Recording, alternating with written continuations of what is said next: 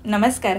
करंजीशिवाय दिवाळी फराळ हे अपूर्णच आणि करंजी पाहिजे कशी तर एकदम खुसखुशीत आणि खुसखुशीत करंजी करण्यासाठी सुगरण वगैरे पाहिजे असं काही नाहीये।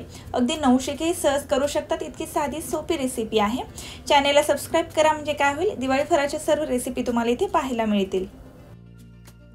तर इथे मी 1 वाटी मैदा घेतलेला आहे आणि ज्या वाटीने मैदा घेतलेला आहे त्याच वाटीने इथे मी पाव वाटी रवा घेतलेला आहे। तो 0 नंबरचा रवा असतो ना तोच इथे वापरायचा आहे आणि चवीनुसार मीठ ॲड केलेलं आहे। त्यानंतर इथे मी 3 चमचे तेल घेतलेलं आहे। मैदा आणि रवा व्यवस्थित मिक्स करून घेतल्यानंतर जे आपण तेल घेतलेलं आहे ना ते एकदम कडकडीत गरम करून घेतलं आहे आणि या पिठामध्ये ॲड केलेलं आहे। हे व्यवस्थित असं मिक्स करायचं आहे। सर्व पिठाला हे तेलाचे मोहन लागले गेले पाहिजे या पद्धतीने व्यवस्थित असं मिक्स करून घ्यायचं आहे। पिठाचा असा गोळा तयार होतोय म्हणजे समजायचं की तेलाचं मोहन परफेक्ट झालेलं आहे। त्यानंतर थोडं पाणी ॲड करायचं आहे आणि व्यवस्थित असं आपल्याला हे पीठ मळून घ्यायचं आहे। एकदम पाणी वापरायचं नाहीये तर थोडं करून पाणी वापरायचं आहे। एकदम पाणी वापरलं तर काय होतं की पीठ पातळ होण्याची शक्यता असते, त्यामुळे थोडं करून पाणी वापरायचं आहे आणि पीठ व्यवस्थित असं मळून घ्यायचं आहे। तर हे पीठ आपल्याला खूप घट्टही मळायचं नाही आणि खूप पातळही मळायचं नाही, मध्यम स्वरूपाचं पीठ मळून घ्यायचं आहे। काय होतं की इथे आपण रवा वापरलेला आहे, काही वेळानंतर रवा फुलतो आणि आपले पीठ एकदम परफेक्ट असं तयार होतं। तर हे पीठ आपल्याला मुरण्यासाठी साईडला ठेवणार आहे। त्यानंतर इथे आपण सारण बनवून घेणार आहोत। तर इथे मी 2 चमचे खसखस घेतलेली आहे। खसखस मंद आचेवर 1 मिनिट हलकासा कलर चेंज होईपर्यंत आपल्याला भाजून घ्यायचे आहे। त्यानंतर इथे मी 2 चमचे तीळ घेतलेले आहे। हेही मंद आचेवर हलकेसे भाजून घ्यायचे आहे। तीळ जास्त भाजायचे नाही तर कडवटपणा येतो, त्यामुळे 2 मिनिट मंद आचेवर हलकेसे आपल्याला इथे तीळ भाजून घ्यायचे आहे। नंतर ज्या वाटीने मैदा घेतलेला आहे त्याच वाटीने इथे 2 वाटी किसून घेतलेलं सुकं खोबरं घेतलेलं आहे। तेही मंद आचेवर हलकासा कलर चेंज होईपर्यंत आपल्याला भाजून घ्यायचं आहे। तर खोबरे हलकेसेच भाजायचे आहे, जास्त भाजायचे नाही तर खोबरेही कडवट लागू शकतं। तर इथे पाहू शकता खोबऱ्याचा हलकासा कलर चेंज झालेला आहे। तर आता हे आपण एका ताटामध्ये काढणार आहोत। त्यानंतर इथे मी 2 चमचे तूप घेतलेलं आहे आणि ज्या वाटीने खोबरं घेतलेलं आहे त्याच वाटीने इथे मी अर्धी वाटी बारीक रवा घेतलेला आहे। रवाही आपल्याला मंद आचेवर खरपूस असा भाजून घ्यायचा आहे। तर आपल्याला रवा इथे बारीकच रवा वापरायचा आहे, जो 0 नंबरचा रवा असतो ना तोच इथे वापरायचा आहे। दिवाळी फराळ म्हटलं ना तर पेशंटची खूप गरज असते, कारण आपल्याला सर्व पदार्थ जवळजवळ मंद आचेवरच करावे लागतात, त्यामुळे व्यवस्थित असा रवा मंद आचेवर आपल्याला खरपूस असा भाजून घ्यायचा आहे। तर इथे पाहू शकता रव्याचा हलकासा कलर चेंज झालेला आहे, म्हणजेच आपला रवा हा भाजला गेलेला आहे। तसंच इथे मी काही ड्रायफ्रूट ॲड करणार आहे।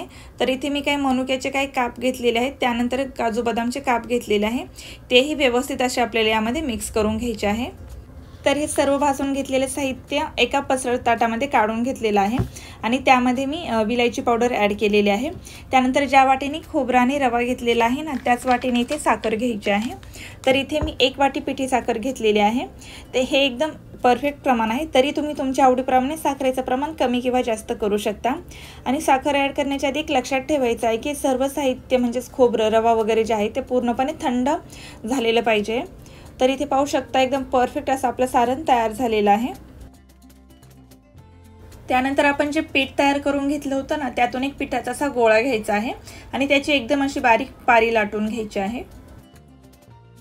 तर इथे पाहू शकता इथे मी पातळ अशी पारी लाटून घेतलेली आहे आणि माझ्याकडे असा करंजीचा साचा आहे तो इथे मी वापरणार आहे। तुमच्याकडे जो असेल तो तुम्ही वापरू शकता।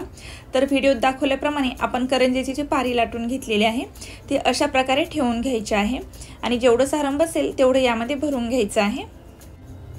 तर इथे मी 2 चमचे सारण भरून घेत आहे। 2 चमचे पुरेसं होतं सारण या करंजीमध्ये।